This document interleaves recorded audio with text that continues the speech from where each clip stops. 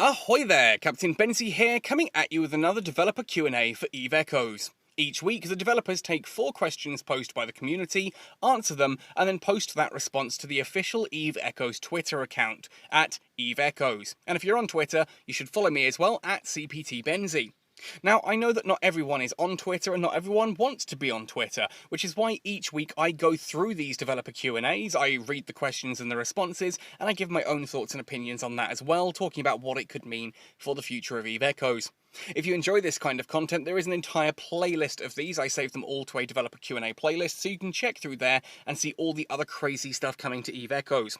That said as well, if you are interested in finding out what's coming to EVE Echoes, make sure you're asking your own questions. I have put a link in the description that will take you through to the form that you fill in to ask the developers these questions. And any question that is answered not only features in the dev Q&A, not only features in my super cool videos, but also wins a month of Omega. So it is well worth getting involved with the developers and asking what's happening, giving some suggestions, that kind of thing there. Now, without further ado then, let's jump right into this week's developer Q&A for the week of the 30th of June through to the 6th of July. The first question: when will NPC stations in Nullsec be removed? Nullsec should be a harsh environment where a corp could be dismantled if it were made homeless. The loss of a structure in Nullsec has no meaning if an NPC station is 2 jumps away. Now, first of all, I actually disagree with that concept that the loss of a structure in Nullsec has no meaning if an NPC station is 2 jumps away. Most of stations tend to be a little bit further than 2 jumps out for starters, and they cost a lot of money to put up. You're losing a lot of ISK in the process of one of these being destroyed, plus they tend to be put in systems that are better than the NPC stations. That said though, I do kind of understand where you're coming from here when you're asking to have the NPC stations removed, just because it makes life in Nullsec that little bit more dangerous. Unfortunately, it also means that for those smaller corporations, all you have to do is blow up their station and suddenly they are all kicked back to HighSec, which, let's be completely honest, sucks. Now, I'm actually therefore kind of against this. It's a bit of an interesting situation for me to be in, because on one hand, I get where they're coming from, and believe me, we've just come out of a huge war where we had people setting up shop at our local NPC station, moving a load of ships and cruisers and all that into there, logging off, and then when it was time for a big call to arms, they all just logged back in and undocked from an NPC station right in the middle of our territory. Yes, I get that that sucks, but I don't think necessarily just removing the NPC stations fixes that. I think that EVE Echoes as a mobile game, I think that there is that sort of... I think that EVE Echoes can do things differently to EVE Online, is what I'm saying, and I think it genuinely would utterly suck to just have so many alliances destroyed by the loss of a few stations here and there. And I think anything that is going to push players out of the game if it happens to them, because let's be honest, if you're in a corporation, a small group of friends, and you work really hard to get your own little citadel set up in space, and then some bigger corporation comes along and just blows it out the water, there's going to be a lot of people who quit the game. And we want this to be a healthy game full of awesome people. But anyway, that's my opinions. Let's see what Melos says. We understand how Nullsec NPC stations can reduce the inherent danger of being in Nullsec, making it easier for the players to fight players based in sovereignty space. There are some technical issues we must overcome first if we were to change these, but we hope to have a solution for this later this year. And I think that there is a better solution to this, and I think that a lot of that comes from having sovereignty around the NPC bases that have a way to actually properly defend those and stop people just logging in. I think having the safety net of, oh well, we lost all our citadels, but we've still got this base that we can operate out of, I think that's a good thing. Anyway, I'm rambling on that one. I do think NPC stations should stay, personally. I think there does need to be a way that you can defend an NPC station system a little bit better. I know the developers were talking about possibly having sovereignty gate guns, which could be pretty cool. You could have a way that you could basically take over an NPC station and thus defend it, and people therefore have to attack an NPC station and get rid of all the defenses before they dock at it, something like that. I don't know. Anyway, let's move on to question 2. Can you please reduce the market value of any item that cannot be traded? It makes no sense for any item to have value when it cannot be traded in any way. Oh, this is not a good economics point here, but we'll come to that in a second. For example, the new Breeze nanocores from the Concord event can only be bought once and cannot be traded, but greatly increase the IP cost of a ship. You can also get them out of the Breeze nanocore crates, and I don't think you can make them yet, but there is the possibility of them being made in the future, from what we know. Now, what does Lance say in response here? We consider the comprehensive value of each item and assign different formulas for them as part of our design process. These assigned values are also used in calculating drop rates and other features related to industry. As the values of different items are actually interconnected, we won't adjust these, as this would affect a lot more than just the cost of an item. Yes, good. A lot of people want to complain that insurance is ruining the game, but then you also get stuff like this where people are saying, well, my ship is becoming too expensive to insure. That's the point. You have to make that trade-off. I'm not going to go into the whole insurance thing. I think a lot of people keep asking me, when is Benzie going to do a video talking about insurance? I'm kind of for the system. I don't think it's perfect by any stretch, but I think it is a damn sight better than a lot of the other things that people have proposed in the long run, and a lot of the arguments given against insurance are double-headed. Like this. They're sitting there, people will say, oh, insurance is ruining the game because no one has to buy ships anymore. Then they say, oh, insurance is too expensive for me to afford for my ship. Well, which is it? Either you have every ship insured or you don't. You can't have it both ways. You can't complain that everything is being insured, but then also complain that insurance is too expensive and therefore you can't insure it all. Like, you can't, that's arguing both ends, it's arguing the two sides of the coin at once, which just, it doesn't work. It doesn't work. And as Lance points out here, value is not just something that is created when you trade an object.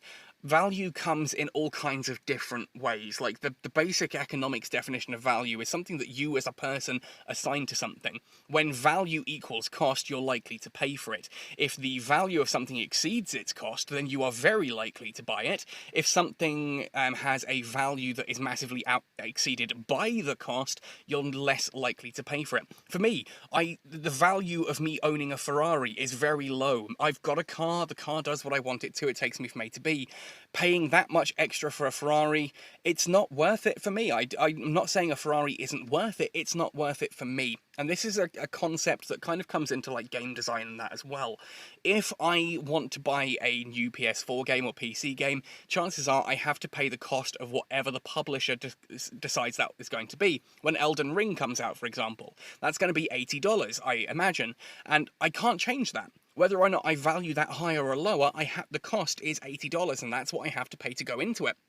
For something like Eve Echoes, the game is completely free. If you decide that actually you value this game a lot, then you can choose to pay a lot into it. If you decide that actually you don't value this game much at all, you can choose not to pay much into it. That's the difference between value and cost. And that's coming from a consumer standpoint, but there's also the other side of value in material cost. Something is inherently as valuable as the things that make it up, usually, but there are also other sides to that as well. So in this case, looking at a nanocore, the value of the nanocore is the fact that it is increasing the potency of your ship. And I would argue that actually, because the fact that you want the nanocore and you have chosen to fit it to a particular ship, and you want to have that nanocore returned to you when the ship is destroyed, clearly you value that nanocore. That nanocore does have a value to you, and that is an important point of economics there.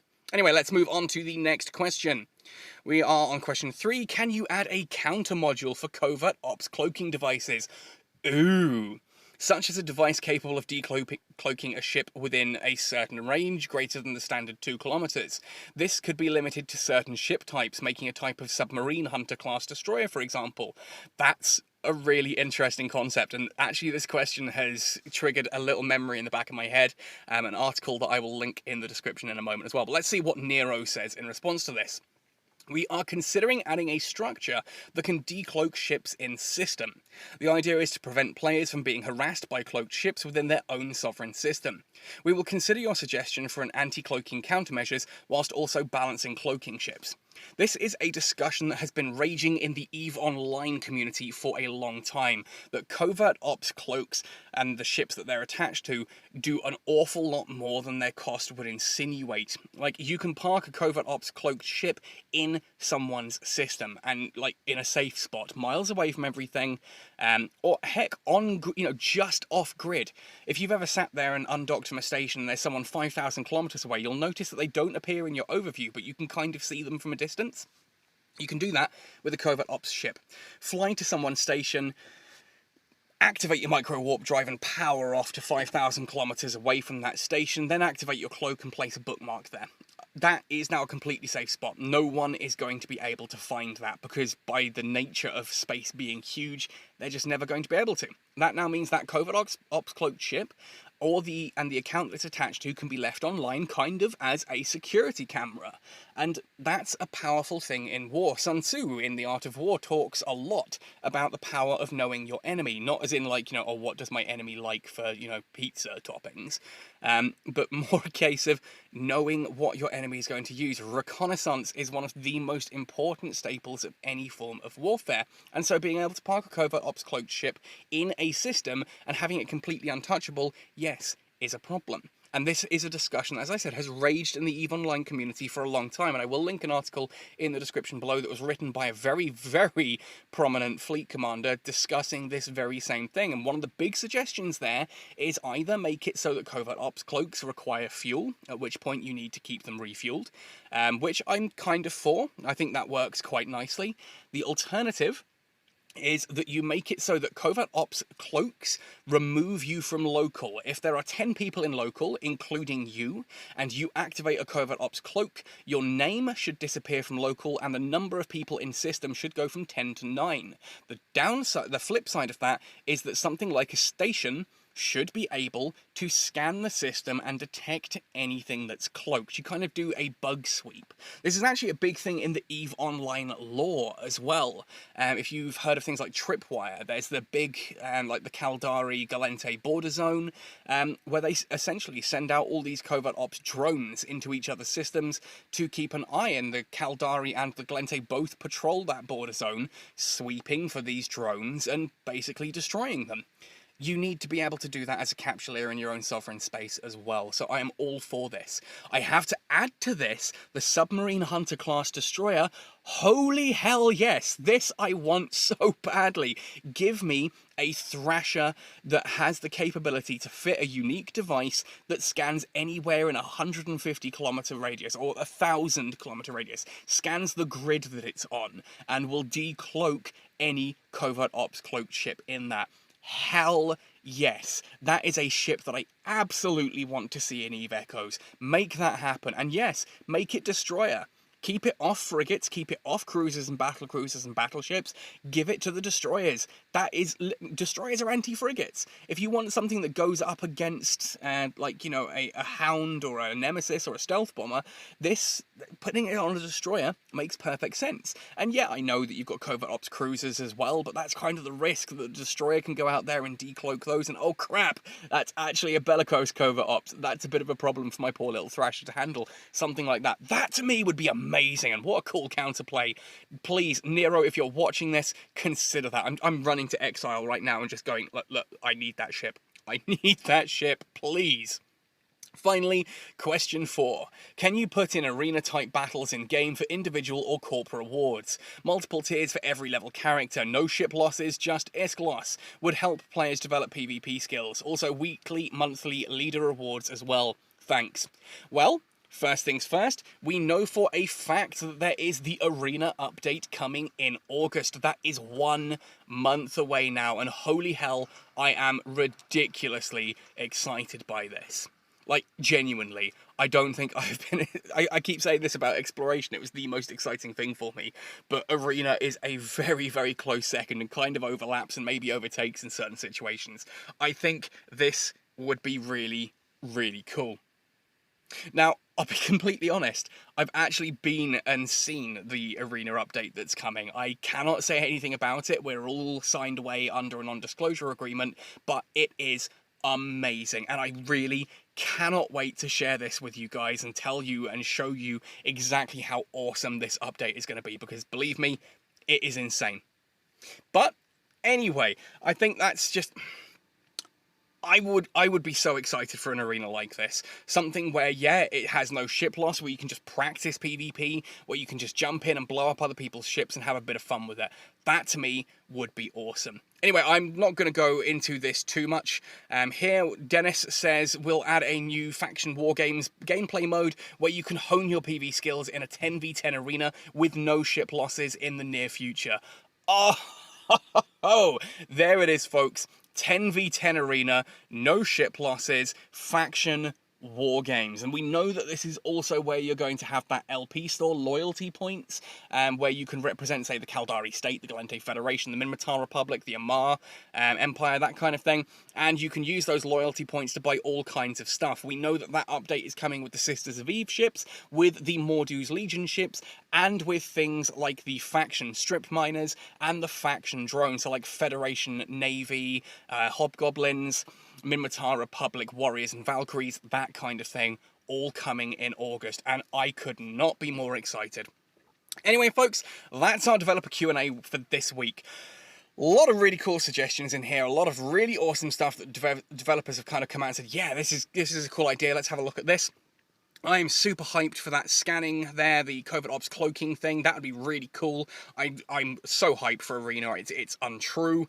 I think we've explained now about how value works on things that don't necessarily, are not necessarily capable of being traded. And I've given a big opinion there regarding stations in Nullsec. But let me know your thoughts and opinions in the comment section below. I do love chatting with you guys and hearing what you think as well. It actually helps me decide what kind of content I should be putting out. And I get feedback from you guys that I then pass on to the developers as well and kind of say, look, this is what people are saying, this is what people are thinking. So your feedback does matter. If you're giving it directly to the devs, do so via the form in the description down below. You could be in for a chance of winning a month of Omega, and anything you put in the comment section as well does often get fed back to the devs directly via me. I will keep fighting for you guys, making sure that this community gets the awesome content that this awesome community deserves. Anyway, folks, thank you for watching this one right the way to the end. Happy sailing, and see you in New Eden!